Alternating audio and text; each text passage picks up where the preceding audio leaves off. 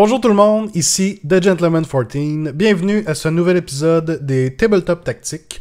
Un épisode aujourd'hui que j'avais envie de vous faire parce qu'on m'a posé récemment la question qu'est-ce que tu devrais savoir au début d'une partie? Quelles sont les questions que tu devrais poser à ton adversaire pour être certain de peut-être bien comprendre une armée que on a peut-être moins d'expérience contre ou qu'on n'a pas vraiment joué, puis être certain de pouvoir bien embarquer dans la game, être prêt finalement là, à jouer notre partie. Donc, je voulais vous faire part un peu de ce que je fais moi. Ça va être assez bref, ça va être un résumé, mais c'est des questions, c'est des choses que vous devriez savoir, qui vont vous aider beaucoup à déterminer le reste de votre... finalement, comment votre partie va se dérouler. Là. Donc, rien de bien compliqué. Première chose, puis ça se passe aussi pour... j'envisage le déploiement. Je demandais à mon adversaire, tu sais, c'est quoi son threat range? Donc, quelles sont les distances qu'il peut être menacé, à me menacer finalement? Et autant au niveau du mouvement, donc on veut savoir c'est quoi le plus loin qu'une certaine unité peut aller avec son move, avec un run et peut-être avec une charge aussi. Donc, on veut avoir une idée de jusqu'à où une unité pourrait possiblement se rendre, possiblement nous attaquer. Et on peut faire la même chose avec le shooting, donc une unité de combien elle move et de combien elle shoot. Ça va nous donner une bonne idée de à quel point on peut peut-être reculer nos unités ou est-ce qu'on est prêt à accepter ça. Mais ça nous donne une bonne idée. Donc, première chose à toujours demander, c'est quoi le threat range de votre adversaire. Deuxième chose que j'aime demander aussi rapidement, ça, un peu dans la même veine, est-ce que l'armée a des moyens de se téléporter? Ou des redéploiements, par exemple, après le setup, ou des choses comme ça. On peut appeler ça des movement shenanigans. Là. Est-ce qu'il y a des façons de faire que... je veux pas me faire pogner en pleine partie que j'ai oublié de couvrir un certain... peut-être un coin de mon déploiement. Là, genre, on regarde ici sur la carte, admettons que mon armée serait déployée comme ça, mais si j'apprends que mon adversaire peut se téléporter, ben peut-être que je vais vouloir mettre une unité dans le coin ici pour être certain que personne puisse se téléporter derrière moi.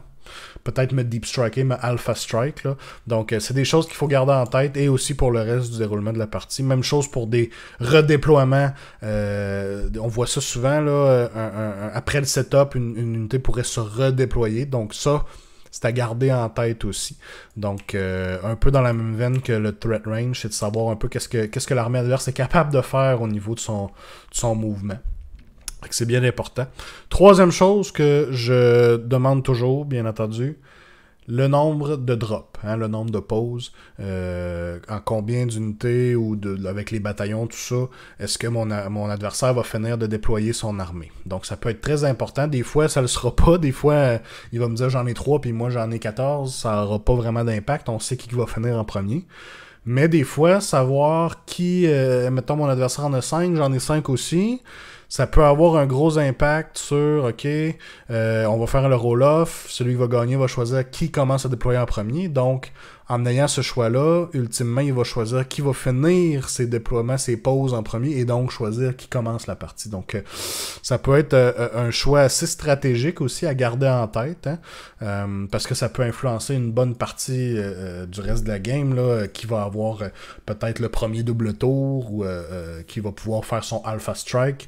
Donc, savoir combien de pauses, combien de drops l'armée adverse a, et travailler avec cette information-là aussi, c'est très, très, très important.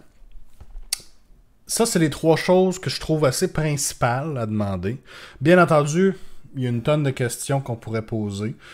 Puis on n'est pas là pour non plus faire perdre du temps. On ne veut pas poser 10 000 questions à notre adversaire. Là, on veut jouer, on veut juste s'assurer qu'on a un match fair si c'est pas une armée qu'on est habitué, qu'on connaît beaucoup. Donc, il y a AOS Coach qui a fait une vidéo là-dessus récemment aussi. J'ai beaucoup aimé l'une de ces questions, lui, qu'il pose. C'est une question un peu ouverte. Hein? Il demande à son adversaire « Qu'est-ce que je devrais savoir de ton armée? » Hein?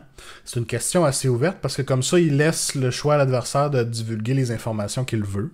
Donc, généralement, les gens vont dire « Ah ben écoute, mon armée fait à peu près ci, elle est dangereuse en combat. » Il y a une fine ligne entre dire une information pour mentionner c'est quoi que l'armée est capable de faire, et entre ça et entre dire vraiment c'est quoi notre stratégie. On veut pas dire à l'adversaire c'est quoi ma stratégie. Le meilleur exemple, c'est que je pourrais dire moi dans mon armée, j'ai un spell qui double le mouvement. C'est très bon, c'est très fort, mais je suis pas obligé de dire sur quelle unité je la mets. Hein? Là, à ce moment-là, je révélerai un peu ma stratégie. Donc, vous voyez qu'il y a une ligne un peu entre ces deux choses-là. Et en demandant une question ouverte comme ça, mais l'adversaire va pouvoir vous dire les informations lui-même qui sont importantes à retenir. Donc, écoutez bien à ce moment-là.